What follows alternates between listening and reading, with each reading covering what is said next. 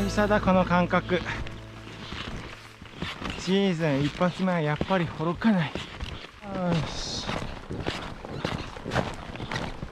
ーズン初めは南浅羽山仕事だから。よいし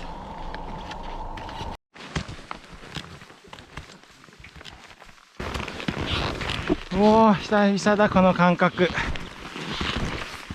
シーズン一発目はやっぱりほろかない。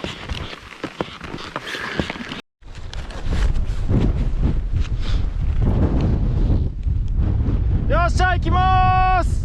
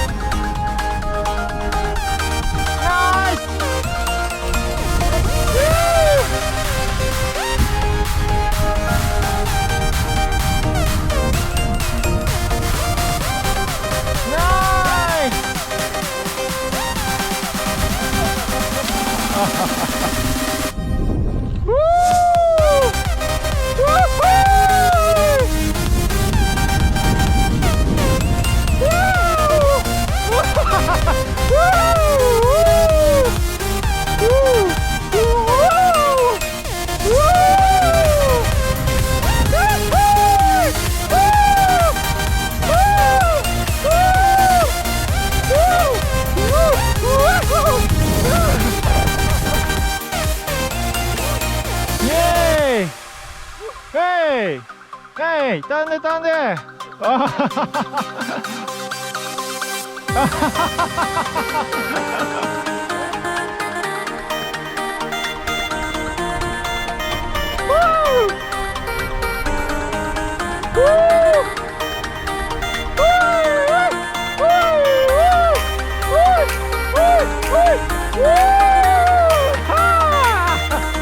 パイダー感出たね。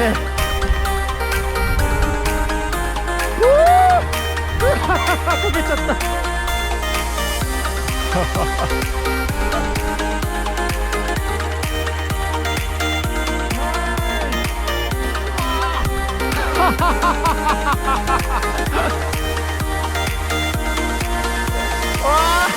お、ナイスナイス。お